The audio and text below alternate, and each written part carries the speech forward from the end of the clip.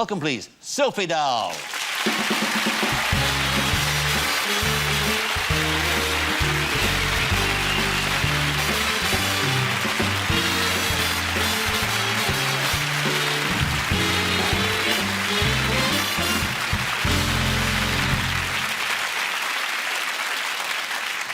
You must have been a beautiful baby.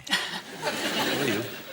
Staggeringly ugly. Were you really? Deeply, deeply ugly. When did you first become beautiful? I don't know that I feel that beautiful no, now. when did when you were a young girl, you were, I mean, you were 16 or so, you were gorgeous. Well, you still are, but Certainly I mean, didn't feel gorgeous then. didn't you? No. Why was that?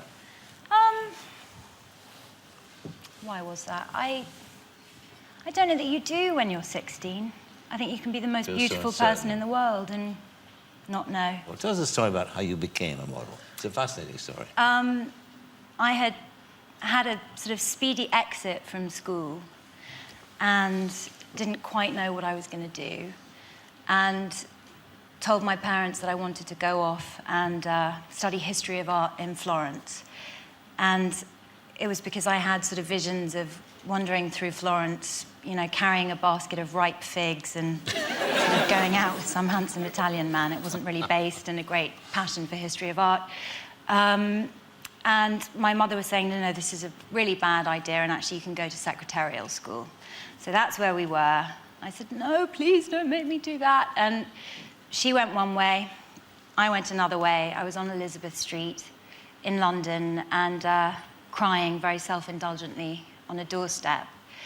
And a taxi pulled up. Out of the taxi emerged this sort of vision in a galleon hat and a corset and these sort of sailor trousers, carrying lots of bags and swearing and dropping them. And I sort of looked up at her and I thought, I don't know who that is, but I want to be her friend.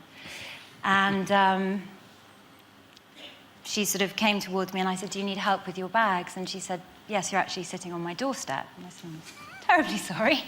And she said, why are you crying? And I said, because my mother is making me go to secretarial school and I don't know what I'm going to do.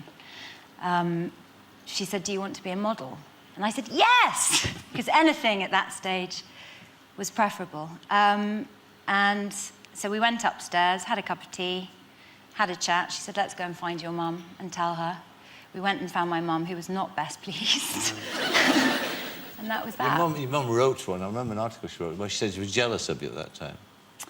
Yeah, I think it wasn't the happiest period in her life, and I think that it certainly had an impact on her because she wasn't feeling at her most secure, and she wasn't very happy. You had an extraordinary childhood, really, and part of it's reflected in this book that you've written now, called Playing with the Grown-Ups. Yes. Yeah, and it's about a girl, and it's a relationship with her mother, and the mother is a fairly sort of very charismatic, but also a very difficult woman with lots of problems, and in many ways that mirrors your childhood, doesn't it? I think there's certainly a correlation between the two. I knew your mum. I knew your granddad. I knew your granny. I've interviewed them all, actually. It makes me feel ancient, I have to tell you. But the point is that I wondered why, when reading, and it's a very good read again, it's an interesting read, an interesting relationship between mother and daughter. But why you wouldn't rather have written an autobiography, say? Because the life story is fascinating, you know, the background you came from and the relationship you had with your mum. I think I'm too young to write an autobiography. I don't think I've done enough. And secondly, I like the distance that fiction gives. And I think that through fiction, you know, there's a lot more objectivity and distance from your subject matter. And in an autobiography, perhaps. Has your mum read the book? Yes, she has. And what was her reaction? She was totally generous about it and called me, and it makes me get weepy because she called me and just said, I'm so proud of you. Oh, good. Well, she wrote as well, but I mean, yes. Spectacularly, of course. Your granddad was a great writer, Roald Dahl. Was he a significant figure in your young life? Absolutely. I mean, you know, my mum was very young when she had me, so we spent a lot of time at their house. She was 19, your mum, wasn't she? Yeah. you know, and I grew up sort of being one of many children in that house. What was he like with kids? I mean, it's spectacular, he wrote brilliantly for children, but what was he like in reality with them? Very good, unless they were boring. He didn't have a lot of time for boring children. Didn't he? No. Did he dismiss them? He just didn't like sort of bland... A classic hymn story was if you came home from school and brought a friend with you for tea, and, you know, he'd say, now, what would you like for tea? And the friend would say, oh, I don't mind. And he'd say, no, you must mind. It's very, very important to mind. And that was his whole sort of ethos with children.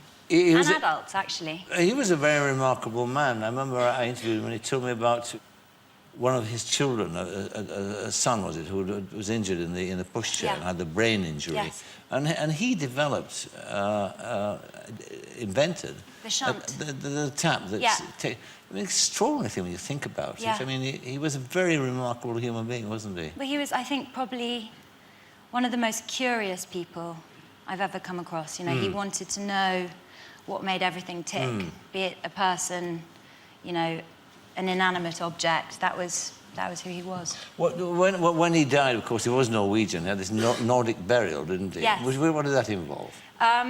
It involved with surrounding him in his coffin with his favourite things. Which one? So, some very, very good bottles of red wine. His snooker cue. The chalk for his snooker cue. Packet of cigarettes. What else did he have in there? Chocolate. So much chocolate. Yeah. He was a chocoholic, wasn't he? Chocolate at the end of every meal. Raised on it. Not surprising I got fat when I was a teenager, really. Yeah. I mean, when you, going back to the modelling stage that you did, I mean, you were adopted by the media as the sort of the larger woman. This was a triumph for the larger woman. Did that sit easily with you, or what? I think I was quite embarrassed by it. Were you? Because it was, you know, it was something, because it wasn't something that I had aspired to do, it was something that I fell into. I sort of, again, as one does at 18, I just wanted to be like everyone else, you know, and to be singled out for that reason was quite an odd, you know, sort of embarrassing thing. But it must have also been, I mean, there you were, because, I mean, all these stick-thin people around you, and you're this very voluptuous girl. So bouncing around eating a croissant. Yes, and that's doing all the stuff that they don't do. And I would imagine, too, wouldn't it? I mean, the practical problem would have been, how do you get clothes to fit you? Well, therein lay the rub. What? There were never clothes to fit me. Well, they were not? No. So how do you manage it? On the catwalk? You walk down there with all the... So what was happening? Well, I mean, with that... photo shoot? Well, with that, with a catwalk, you're having clothes made for you. I see, but it's only a pretty photo much. shoot. But photo shoot was tricky. Often not photographed with that many clothes on. That kind of turned into a bit of a pattern. What did? Not being photographed with that many clothes on. Spectacularly, of course, with that ad that you did. It was the opium ad, wasn't it? That was extraordinary. I mean, that had the effect. I mean, there were stories of people driving off the motorway and things like that. Because I don't know if you remember it, but it showed Sophie actually on backwards like one of those Alan... Would you like to do that again? Oh, well, one of those, you know, one of those Alan Jones tables that, you know, the naked women. But she was naked, and she was. I can't do it properly. I could in my youth, but you have to go right the way back, don't you?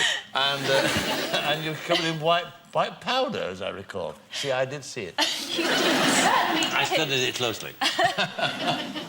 But I mean, I mean, that got you kind of... It got banned in France, of all places. Banned in France. Bit much being banned in France. I think it's an absolutely terrible thing. Yeah.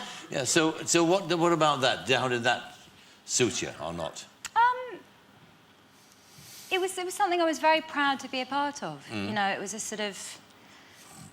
It was quite an iconic advertising campaign because of the creative team that were behind it. And it was just, you know, hopefully it's something I can show my grandchildren.